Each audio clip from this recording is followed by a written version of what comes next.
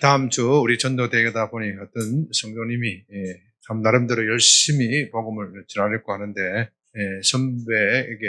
학교 선배에게 갔습니다. 학교 선배에게 복음을 전했더니 교회에 나오겠다는 말은 하지 않으면서 그래도 운명은 있는 것 같아.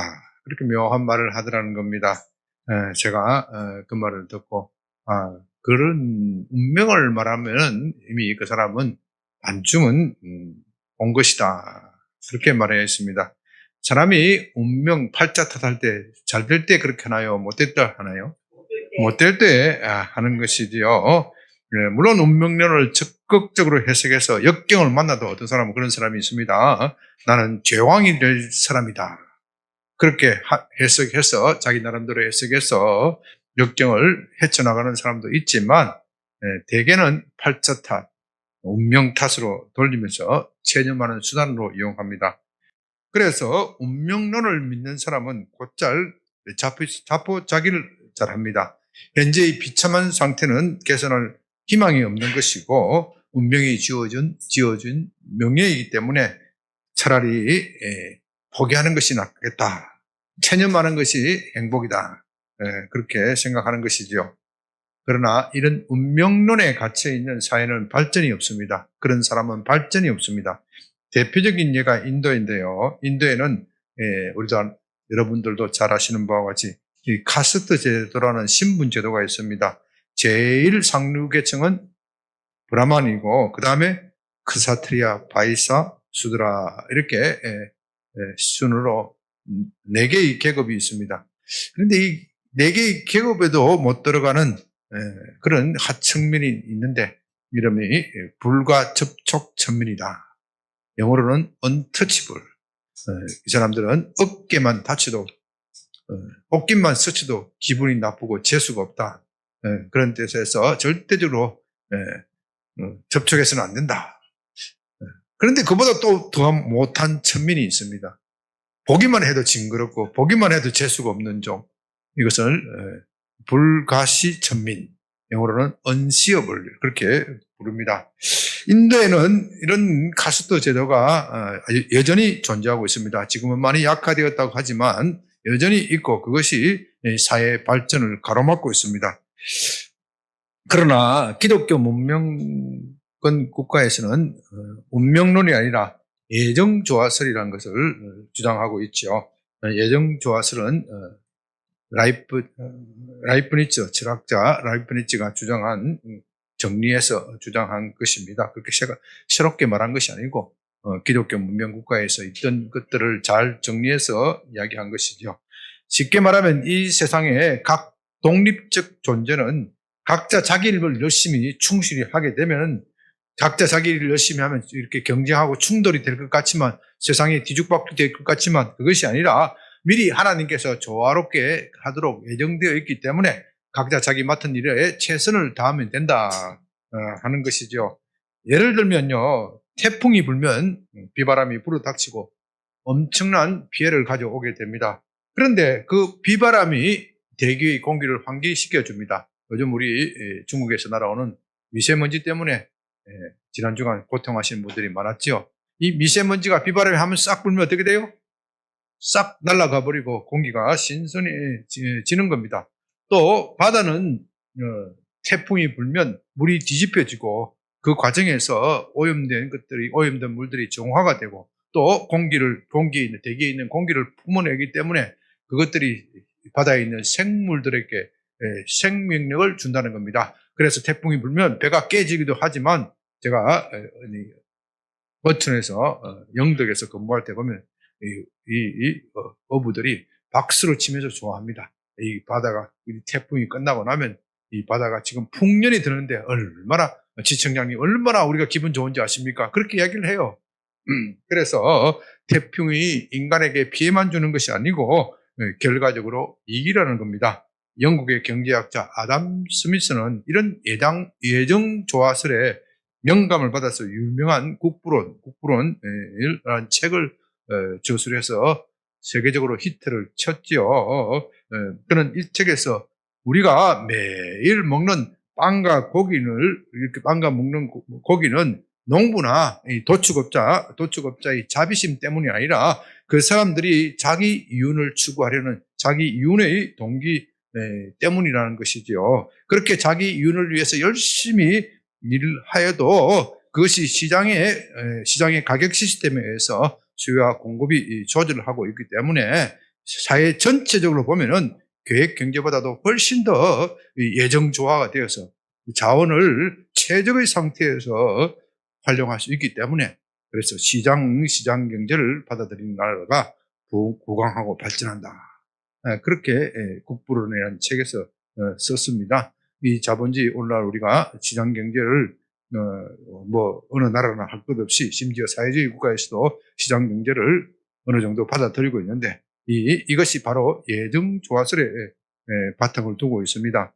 그렇기 때문에 이런 사고 체계를 가진 나라는 각자 자기가 맡은 일에 최선을 다하여 노력을 하고 자기의 이익을 극대화하기 때문에 그 극대화하는 것이 자기에게 돌아간다는 그 믿음 때문에 열심히 일하고 또 사회는 발전하게 되어 있습니다. 운명론이나 예정조화설 모두 우리가 현재 당하는 고난을 설명해주는 역할을 합니다. 그러나 그 결과는 엄청난 차이가 있습니다. 운명론은 어차피 그렇게 될 운명이니까 다른 도리가 없다. 사람을 체념하게 만들고 그것이 또 우리에게 어느 정도 sen신에 만족하는 그런 역할을 하는 것도 사실입니다. 반면에 예정조화설은 미래에는 반드시 좋은 일이 있을 것이다. 현재는 고난스럽고 어렵지만 미래는 반드시 좋은 일이 있을 것이다. 그러니 열심히 일하자. 그렇게 만들어줍니다. 그래서 예정조화설은 우리가 당하는 현재의 고난에 대해서는 당장은 설명할 길이 없지만 궁극적인 답변을 주고 있고 그것이 우리에게 큰 고난을 이기게 하는 큰 힘을 줍니다. 그런데요, 성경은 이 성도가 고난을 당하는 이유에 대하여 예정조화설보다도 훨씬 더 높고 종국적인 답변을 해주고 있습니다. 예수님을 믿는 성도는 믿지 않는 사람이 믿지 않았더라면 당해야 하는 특별한 고난이 있습니다. 그것이 바로 우리의 유익을 위한 것이라는 겁니다. 무엇보다도 고난은 우리로 하여금 예수님을 닮게 만든다는 겁니다. 하나님은 바로 이것 때문에 우리 예수 믿는 사람에게 특별한 고난을 허용하신다는 겁니다. 아니, 고난의 길로 가도록 고난의 학교를 열어놓으시고 거기에서 고난을 통과하게 하신다는 겁니다. 이제 본문을 통해서 하나님께서 어떻게 고난을 통하여 우리를 빚으시고 만드시고 우리를 만나주시는지 한번 여러분들이 본문을 통해서 그것을 발견하시기 바랍니다. 26절 8장 26절입니다. 이와 같이 성령도 우리의 연약함을 도우시나니 우리는 마땅히 기도할 바를 알지 못하나 오직 성령이 말할 수 없는 간식으로 우리를 위하여 친히 간구하시느니라. 마음을 살피시는 이가 성령의 생각을 아시나니 이는 성령이 하나님의 뜻대로 성도를 위하여 간구하심이라. 제가 이미 여러 차례 말씀드렸지만 우리는 예수님을 믿어 복을 받지만 우리가 당해야 할 고난도 있습니다. 예수님은 우리를 대신하여 십자가를 지셨습니다. 그렇다고 해서 우리가 고난을 당하지 않는 것은 결코 아닙니다. 다시 말해서 예수님의 십자가는 우리가 져야 할 십자가를 모두 면제해 주는 것은 아닙니다. 우리도 져야 할 십자가가 있습니다. 이런 십자가의 고난은 우리가 예수님을 믿지 않았더라면 당하지 않을 수도 있습니다. 그러나 성도는 예수님을 믿기 때문에 당하는 특별한 고난이 있습니다. 여러분들은 이것을 잘 알아야 합니다. 이것을 이해하지 못하면 기독교를 믿는다고 하더라도 제대로 된 믿음을 가질 수도 없고 고난이 오면 넘어지고 자빠지고 결국 신앙을 포기하게 될 것입니다. 우리가 져야 할 십자가가 있습니다. 예수님은 누구든지 나를 따라오려거든 자기 십자가를 져야 한다고 말씀하셨습니다. 예수님께서 십자가를 지시지만 우리도 십자가를 져야 한다. 그렇게 말씀하십니다. 십자가는 고난입니다. 그렇기 때문에 예수님이 우리의 모든 짐을 지신 것도 맞지만 우리도 또한 십자가를 져야 합니다. 그렇기 때문에 우리는 이런 고난의 문제에 대해서 좀 깊이 생각하고 정리해 두어야 합니다. 특히 말세의 때는 그렇습니다. 오늘날 우리는 모두 다 우리 말세 좀 힘들어지면 세상이 말세다. 예수님이 다 올 때가 다 되었다. 그렇게 말합니다. 여러분들이 아시는 바와 같이 말세는 고통하는 때입니다. 고난의 시기입니다. 그렇기 때문에 우리가 고난에 대해서 잘 연구를 하고 대처를 해야 합니다. 그렇다고 해서 우리가 고난을 두려워할 필요도 없습니다. 왜냐하면 우리가 당하는 고난이 심하면 심할수록 하나님께서 우리를 더욱더 강한 능력으로 우리를 감싸고 보호하실 것이기 때문입니다. 그렇기 때문에 말세를 만났다고 해서 두려워해서도 안 됩니다. 어떤 사람은 말세를 만났다 말세다 하면서 호들갑을 떨면서 기도원에 들어가고 이 세상에서 아무것도 안 하는 것이 참 아무것도 안 하고 기도하고 그냥 교회 나오고 그것만 하는 것이 전부고 그것만 하는 것이 최선의 길이다. 그렇게 생각하는데 주님을 기다리는 그것만 하는 것이 그런 최선의 길이다. 그렇게 생각하는데 그것이 아니라 말세를 당하더라도 우리는 하나님께서 우리를 보호하실 것이다. 우리에게 성령을 보내주셔서 우리로 하여금 이기게 할 것이다. 그렇게 믿기 때문에 두려워할 필요가 없다는 겁니다. 이 고난을 산으로 비유하면은 산이 있다는 것이 문제가 아니죠. 무엇이 문제입니까? 높은 산을 내가 올라갈 힘이 없는 것이 문제이죠. 높은 산을 올라갈 힘이 있으면요, 산에 올라가는 것이 얼마나 즐거운 줄 모릅니다. 저도요, 에베레스트 이런 산에는 가고 싶은데 뭐가 딸려서 못 가요? 체력이 딸려서 못 가는 거예요. 힘이 딸려서 못 가는 거예요. 그 산악대장 그 누구죠? 홍길 씨. 아유, 그 올라가서 얼마나 폼 잡고 당당하게. 나도 그렇게 하고 싶어. 그런데 뭐가 없어? 힘이 없어. 힘이 없기 때문에 문제는 에베레스트에 있는 것이 문제가 아니고 뭐가 문제예요? 내게 힘이 없는 것이 문제예요. 우리에게 고난이 있는 것은 문제가 아니에요. 무엇이 문제예요? 내가 그날 극복할 힘이 없는 것이 문제예요. 그러나 하나님께서는 우리에게 힘을 주시고 또 오늘 본문성에서 말할 수 없는 탄식으로 성령께서 말할 수 없는 탄식으로 우리를 돕는다고 하였습니다. 하나님은 결코 우리의 고난을 방관하시는 분이 아니고 저놈이 잘 극복해야 될 것인데 말할 수 없는 탄식으로 가지고 우리를 향하여 쳐다보시고 또 우리의 고난을 속에서 돕는다고 하십니다. 그런데 왜 하나님의 자녀, 예수 믿는 하나님의 자녀는 믿지 않는 사람이라면 겪지 않을 수도 있을 그런 고난을 당하는 겁니까? 저는 여기에 대해서 정리해서 말씀을 드렸습니다. 다시 한번 정리합니다. 첫째는 우리의 죄 때문이고 죄 때문입니다. 예수 안 믿는 사람은 죄를 지어도 고난을 당하지 않을 수가 있어요. 그래서 이 세상에 불의가 관영한 겁니다. 물론 종국적으로는 심판을 받지만 당장은 심판을 받지 않을 수도 있다는 말입니다. 둘째는 우리에게 복을 주기 위한 자격심입니다. 복을 받을 만한 자격이 있는지 없는지. 셋째는 우리의 사명 때문에 이것을 가지고 다른 말로 하면 의를 위하여 고난을 받는다. 예수님이 팔복에서 의를 위하여 고난을 받는 것이 맨 마지막 죄고 옳은 일, 착한 일을 하면은 상을 받는 것이 아니라 이 세상에서는 뭘 받는다고요? 고난을 받는다는 겁니다. 이제 28절은 이것을 다 정리하여 종합적으로 이렇게 말합니다. 우리가 알거니와 하나님을 사랑하는 자, 곧 그 뜻대로 부르심을 입은 자들에게는 모든 것이 합력하여 뭘 이래요? 선을 이루느니라. 이 28절의 말씀은 너무도 중요하기 때문에 여러분들이 좀 암기해 두었으면 좋겠습니다. 무엇보다도 이 말씀은 고난에 대한 궁극적인 답변을, 해결책을 우리에게 제시합니다. 우리가 고난의 중에 있을 때 이유를 잘 모를 때가 있습니다. 제가 앞에서 정리하였지만은 그것은 이론적인 문제고 실제로 내 삶에서 고난을 받을 때는 그런 이론도 머리에 들어오지도 않습니다.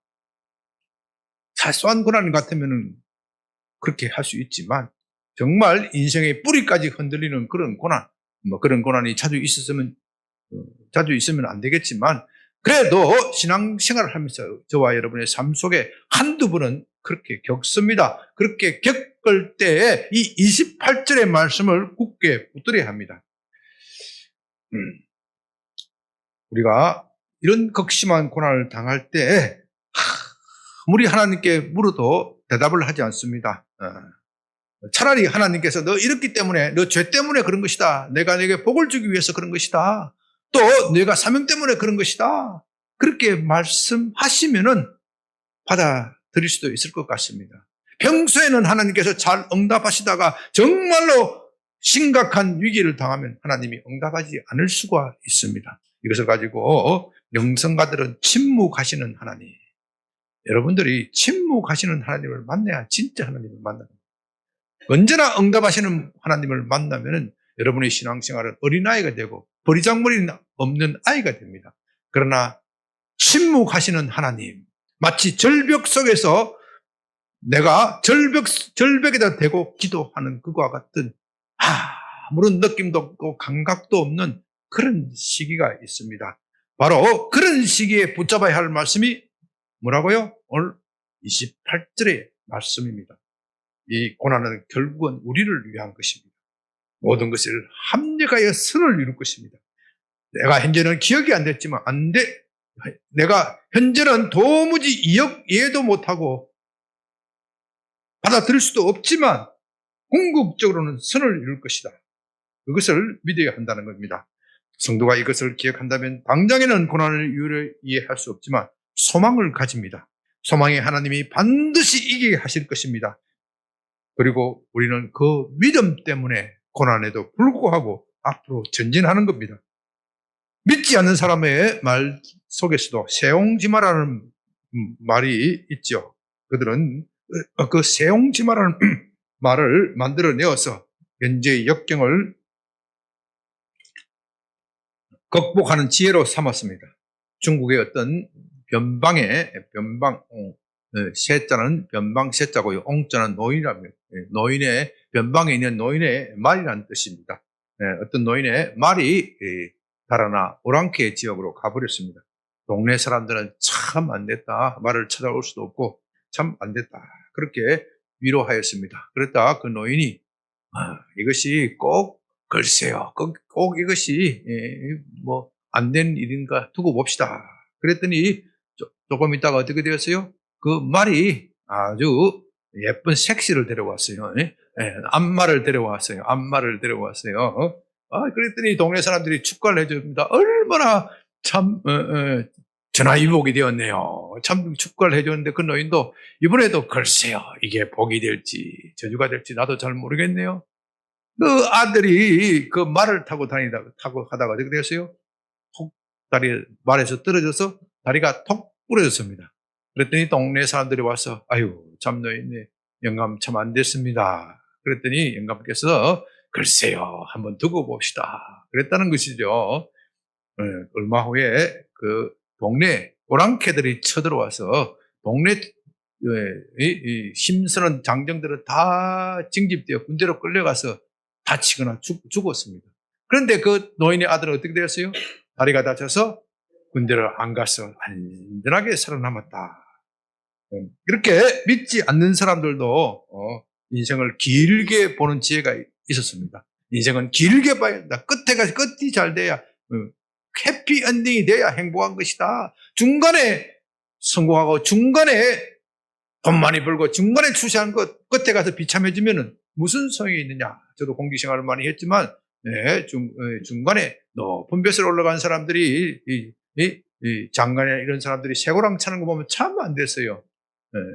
그 사람들이 받는 충격은 우리가 받는 충격보다 훨씬 큽니다. 여러분들이 재벌이나 이렇게 장관이 교도소를 끌고 가면 교도소 갇히게 되면은 꼭 뭐라고 해요. 그 다음에 병보석을 해요. 병보석을 하면 국민들은 저거 꾀병 부린다 그렇게 생각하지만 꾀병이 아니에요. 그렇게 잘 나가는 사람이 어느 날 아침에 떨어져서 교도소에 있어 보면 속병이 되어서 그렇게 되어 있습니다. 그렇기 때문에 인생은 길게 봐야 되고 끝이 좋아야 좋은 겁니다. 그러므로 우리 하나님을 믿는 사람은 더욱더 하나님을 믿으면서 인내로서 기다려야 합니다. 우리 민족은 고난이 많은 민족이죠. 근데 와서는 일본으로부터 많이 시달렸습니다. 요즘은 그래도 우리가 잘 살게 되어서 참 일본에 대한 적개심이 좀 낮아진 것 같습니다.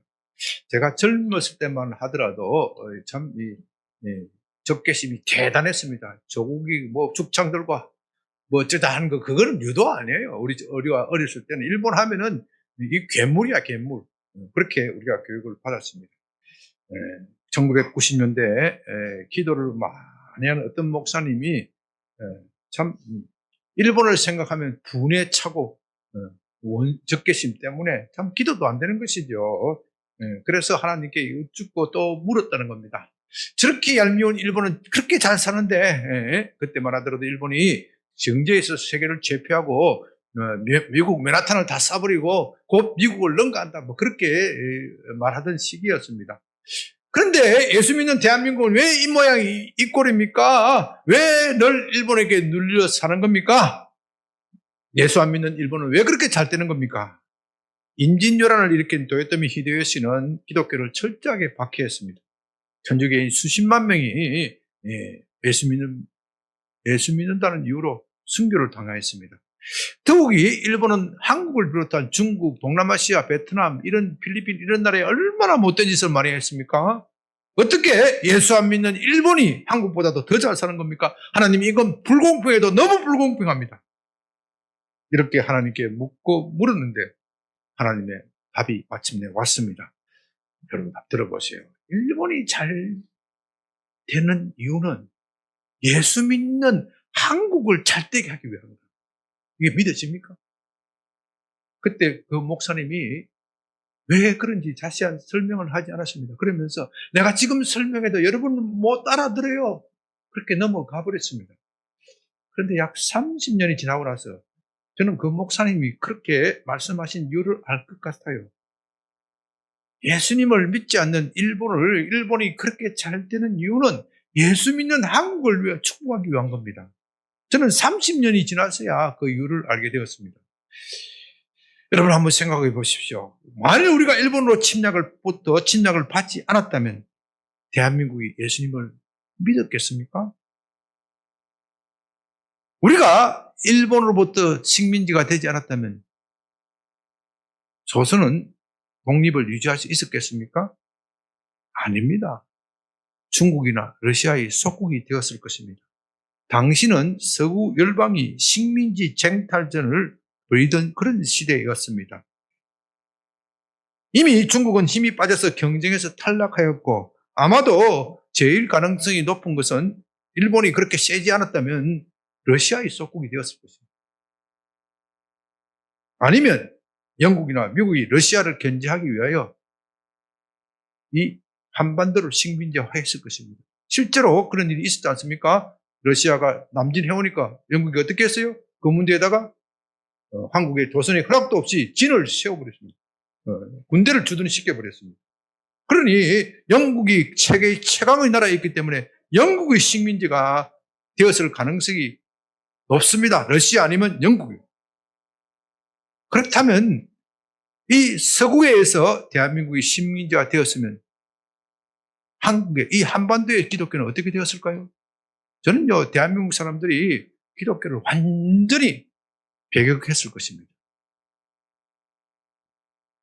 이 동양 사람들의 눈에는 서구로부터 식민지를 당한 동양 사람들의 눈에는 기독교 선교사는 제국주의의 앞잡이입니다. 기독교 선교사의 말을 믿고 기독교에 가는 사람은 매국노예요. 실제로 우리 구한말 시대 때, 조선 말에 대원군이 그런 정책을 펼쳤지 않았습니까? 서양의 제국주의가 기독교를 앞세워서 조선을 침략하니 우리는 문을 닫아야 된다. 특히 기독교에 대해서는 철저하게 들어오지 못하도록 해야 한다. 그래서 우리도 많은 사람들을 죽이고 박해했지 않습니까? 그런데 일본에 의해서 침략을 당하니 상황이 역전이 돼버린 겁니다. 우리가 독립을 찾기 위해서는 어디다 의존해야 돼요? 서구에 의존해야 돼요. 서구에 의존해야 돼. 그리고 이 기독교에 대해 의존을 해야 돼. 이 대한민국의 선각자들은 대한민국을 살릴 수 있는 정신은 기독교밖에 없다. 불교도 힘을 잃었고, 유교도 힘을 잃었고, 오직 기독교만이 우리에게 희망이다. 왜? 저들이 기독교를 믿어서 잘 살았기 때문에, 저들이 기독교를 믿고 잘 살고 부강하여서 세계로 뻗어나가고 있기 때문에 이 얄미운 일본 놈이라 해서 좀 미안한 이야기지만은, 제압하기 위해서는 우리는 서양을 배워야 된다. 그래서 우리의 선각자들이 그때서야 눈을 뜨고 서구로 간 겁니다. 기독교를 적극적으로 수용한 겁니다. 기독교는 이 나라의 독립운동 과정에서 정신적 지주 역할을 하였습니다. 그뿐 아닙니다. 우리는 일본이 있었기 때문에 근대화를 빨리 달성할 수 있었습니다. 이 말은요, 우리가 일본이 식민지화해서 우리에게 유익하다 그런 뜻은 아닙니다. 우리는 일본으로부터 당한 수모를 잊지 않고 있습니다. 우리 국민의 DNA 속에는 일본에는 결코 질 수 없다, 그런 정신이 박혀 있습니다. 제가 잘 무릎만 하더라도 한일전 축구 시합에서 다른 나라에서 져더라도 일본에서 지면은 그 팀은 한국으로 돌아올 생각을 하지 말아야 돼요.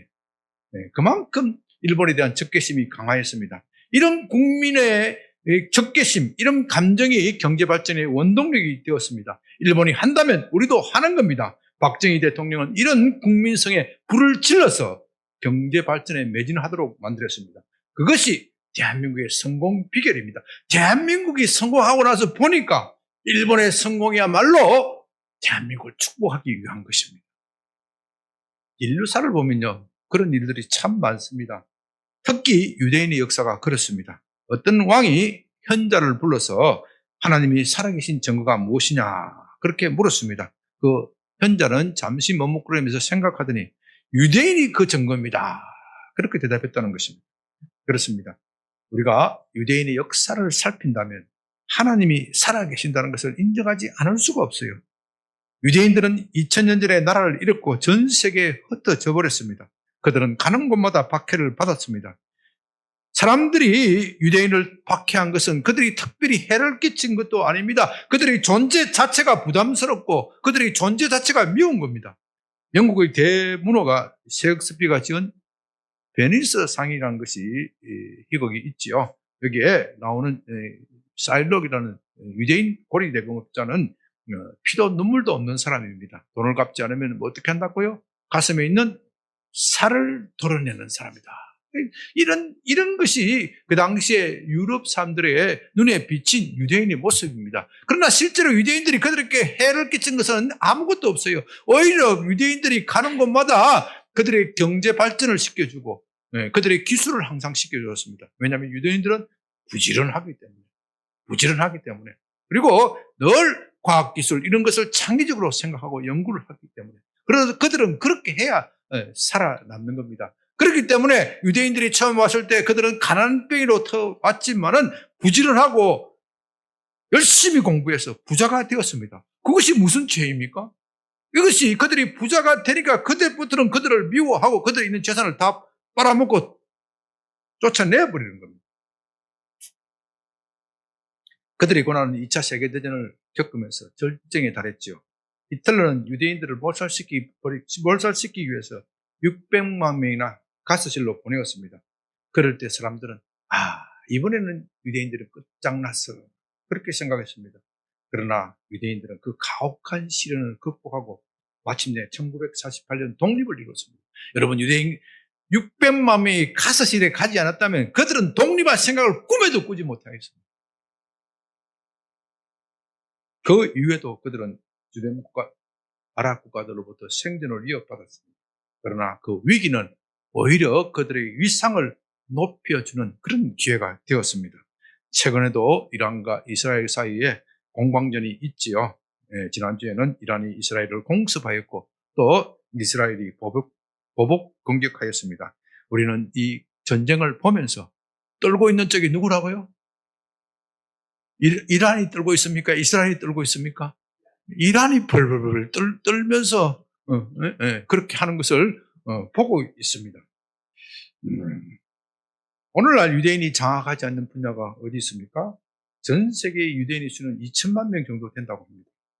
그 적은 수가 전 세계를 쥐었다 펴었다 하는 겁니다. 정치, 경제, 문화, 과학, 기술, 종교 어느 분야에서나 유대인들이 두각을 나타내지 않는 데가 없습니다. 거의 모든 세계의 움직임을 유대인이 장악하고 있습니다. 다행히도 대한민국은 유대인들이 많지는 않아요. 그러나 우리를 벗어나면요, 뭐 러시아, 중국 할 것도 없이 전 세계 유대인들이, 미국은 당연한 거고, 미국, 영국은 당연한 거고, 심지어 아프리카까지 유대인들이 지고 혼돈다니까요. 저는 이스라엘을 일방적으로 칭송하자는 것은 아닙니다. 이스라엘도 잘못한 것이 있으면 당연히 벌을 받아야죠. 그러나 이스라엘은 특별한 하나님의 섭리가 있는 나라입니다. 함부로 건드리면 그 나라가 망하게 되어 있습니다. 유대인들이 그렇게 강하게 된 것은 무엇 때문입니까? 그들의 고난 때문입니다. 고난은 그들을 망하게 하지 못하였고 오히려 강하게 만들었습니다. 그래서 우리는 모든 것을 합력하여 선을 이루시는 하나님을 보게 됩니다. 이제 예수님의 십자가는 모든 것을 합력하여 선을 이루게 하는 하나님의 솜씨의 절정입니다. 우리의 눈에는 십자가는 수치이고 패배입니다. 하나님이 악의 세력에 진 것입니다. 부패한 종교 세력에 졌고 로마의 군대에 진 것입니다. 모든 사람들이 다 그렇게 생각하였습니다. 예수님이 제자들은 하나님이 계시다면 어떻게 예루살렘, 우리의 예루살렘의 한복판에서 이런 일이 있을 수 있을까? 그렇게 비분간개하였습니다. 바로 그 시간 부패한 종교 지도자들은 자기들이 승리를 자축하였습니다. 십자가는 정의가 패배하고 불의가 이긴 겁니다. 아무 죄도 없는 그분이 십자가에서 돌아가셨습니다. 그 이유는 종교 지도자들의 탐심과 이심 때문입니다. 이 땅에 정의가 떨어졌고 희망이 사라졌습니다. 악이 승리하고 선이 진 것입니다. 마귀가 승리하고 하나님이 진 것입니다. 그러나 예수님은 사흘 후에 무덤을 열고 살아나셨습니다. 하나님이 그 크신 능력으로 예수님을 죽은 자 가운데서 살리신 것입니다. 그렇게 하심으로써 예수님이 곧 하나님의 아들, 하나님이심을 보여주신 것입니다. 무엇보다도 예수님이 십자가를 지신 것은 우리의 죄를 지기 위하여 그렇게 하신 것입니다. 예수의 십자가는 우리가 져야 할 것이었습니다. 우리가 하나님께 범죄하였기 때문에 우리가 징벌을 받아야 할 것인데 예수님이 대신 징벌을 받으신 것입니다. 그렇기 때문에 이제 하나님은 예수님을 믿는 사람에게는 더 이상 벌하지 않습니다. 왜냐하면 우리가 받아야 할 벌을 예수님께서 받으시기 때문입니다. 그렇기 때문에 십자가는 승리입니다. 하나님이 진 것 같았으나 승리하셨습니다. 마귀가 이긴 것 같았으나 십자가에서 패배하였습니다. 정의가 진 것 같지만 승리하였습니다. 우리가 이긴 것 같지만 패배하였습니다. 그렇게 하심으로써 하나님의 완전하신 사랑과 정의를 보여주신 것입니다. 누가 그 험악한, 그 흉측한 십자가에서 그렇게 아름다운 것을 뽑아낼 수 있겠습니까? 그렇게 해서. 그래서 십자가는 하나님의 지혜입니다. 모든 것을 합력하여 선을 이루시는 그 하나님의 오묘한 솜씨를 보여줍니다. 그렇기 때문에 우리는 현재의 고난에 대하여 낙담하지 않습니다. 지금은 설명할 수는 없고 이해할 수도 없지만 때가 되면 이해하고 모든 것이 납득될 날이 있을 것입니다. 때가 되면 하나님께서 우리의 모든 고난을 걷어내시고 마침내 찬란한 날을 주실 것입니다. 이제 29절은 성도의 고난에 대한 궁극적인 이유를 이렇게 말합니다. 이거 우리가 왜 고난을 받느냐, 궁극적인 이유, 여러 가지 설명했지만 이거 종합해서 궁극적인 이유를 말하고 있습니다. 하나님이 미리 아신 자들을 또한 그 아들의 형상을 본받게 하기 위하여 미리 정하셨으니 이는 그로 많은 형제 중에서 아들이 되게 하려 하십니다. 여기서 아들이란 예수님을 말하는 것이죠. 성도를 향한 하나님의 궁극적인 목적은 예수님을 본받는 것입니다. 예수님을 본받게 하기 위하여 하나님께서 우리 삶에 있어서 모든 고난을 예정하셨다. 그렇게 해석하면 되는 겁니다. 그래서 예수님은 우리의 맏형입니다. 하나님의 집에는 많은 식구가 있고 그 중에서도 예수님이 맏형입니다. 요즘은 아이를 한두 명, 또 심지어 안 낳는 사람도 있지만 옛날에는 아이를 많이 낳았습니다. 6명은 보통이고요. 10명 이상 그런 가정들도 많이 있습니다. 형제들만 다 모아도 주일학교가 되는 거예요. 그럴 시기가 있지요. 하나님의 집안에는 그렇게 식구가 형제들이 바글바글 거립니다. 그런데 집안에서 그 형제가 많은 집안에서 마탱이 잘 되면 되게요. 동생들도 잘 되게 되어 있습니다. 그래서 이 삶의 지혜는 마탱을 잘 키우는 거예요. 마탱을 잘 키우면 둘째, 셋째도 잘 따라오게 되어 있어요. 마탱이 흔히 말하는 대로 개막날이라면 그 동생들도 힘들어지는 거예요. 집안 전체가 힘들어지는 거예요. 그래서 하나님은 이 마탱을 잘 키우시고, 마탱을 누구라고요? 예수님을 잘 키웠기 때문에 다른 동생들이 어떻게 해요? 예수님을 본받기를 원하시는 겁니다. 그게 우리 고난의 궁극적인 답변입니다. 하나님이 예수 믿는 성도에게 고난을 허락하시는 궁극적인 이유가 우리가 예수님을 닮게 하기 위함입니다. 그렇기 때문에 우리가 예수님을 닮으면 닮아갈수록 고난의 학교에서 빨리 졸업하게 되는 것입니다. 그렇지 않으면 졸업이 연기가 되는 것이죠. 이제 성도의 고난에 대한 궁극적인 답변은 바로 여기 있습니다. 우리가 죄를 인하여 고난을 받든, 의를 위하여 고난을 받든, 사명을 위하여 고난을 받든, 하나님의 제1차적인 관심은 우리가 예수님을 닮는 데 있는 것입니다. 28절에서 모든 것이 합력하여 선을 이룬다고 하였습니다. 그 선은 그렇다면 무엇입니까? 그 선이 우리가 잘 먹고 잘 사는 것이 아니고 뭐라고요? 예수님을 닮는 것이 그 선입니다. 그 선의 내용입니다. 이것이 중요합니다. 그렇기 때문에 이 구절을 가지고 예정조화설만 끌어내는 것은 참으로 부족합니다. 예정조화설은 믿는 사람이나 믿지 않는 사람이나 각자 열심히 하면 잘 된다. 이 구절에서 그 원래 그렇게 끌어내면 안 되는 거예요. 그러나 그 사람들이 그렇게 이용하는 것 자체를 그렇게 나쁘다고 말할 수는 없는데, 그러나 문제는 그 구절을 그렇게만 보면 이 구절이 말하는 참된 의미를 발견을 못하는 겁니다. 이 구절은 특별히 예수 믿는 사람에게만 적용되는 구절입니다. 이것을 로마서 8장 전체의 시각에서 한번 살펴봅시다.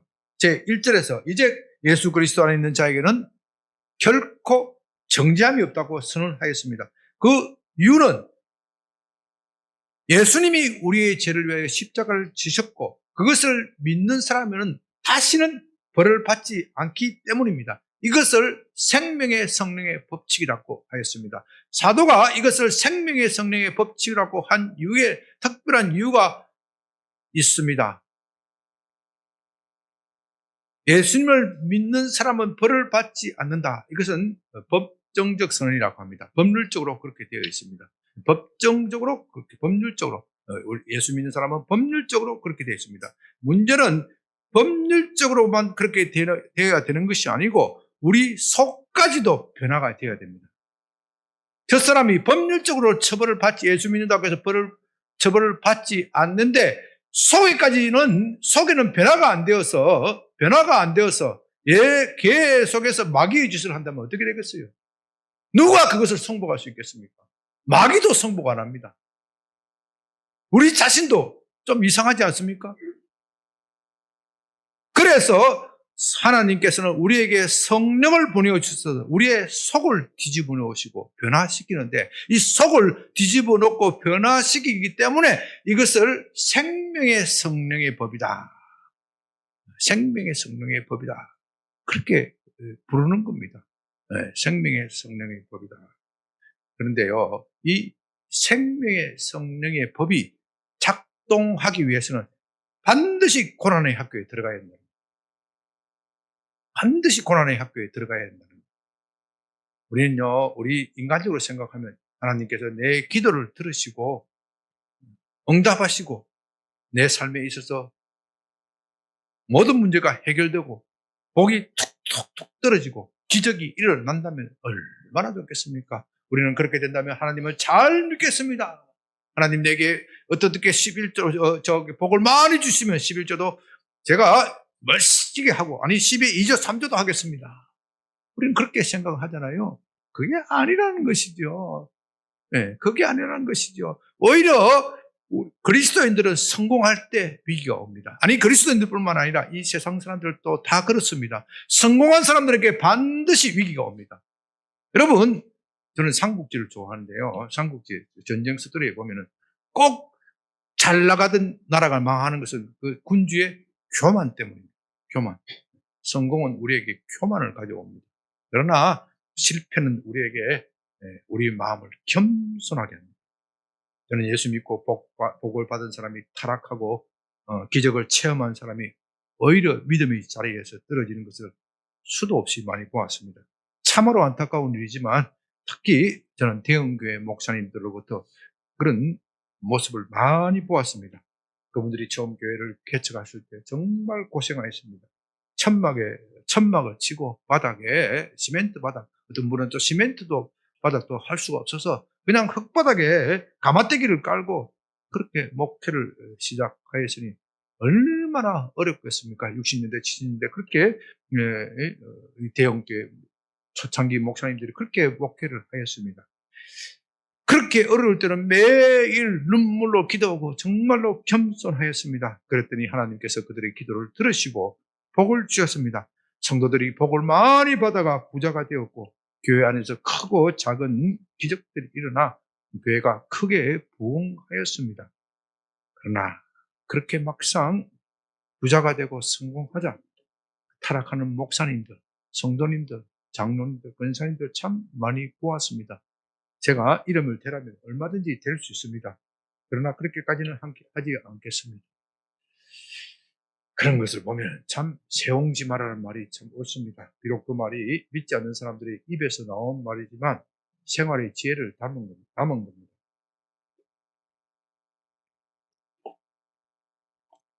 그렇기 때문에 우리 믿는 사람에게는 고난이 복입니다.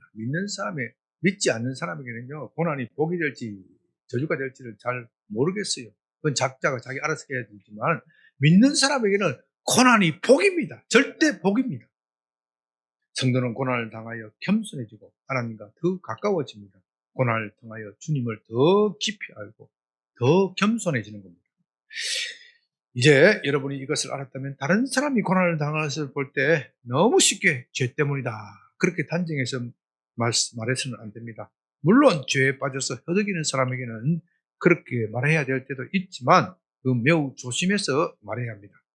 왜냐하면 죄로 인한 것이든 의로 인한 것이든 심지어 사명을 위한 것이든 성도가 당하는 고난의 궁극적인 목적은 벌을 주거나 고통을 주는 것이 아니라 하나님의 자녀로서 훈련을 받는 수단이기 때문입니다.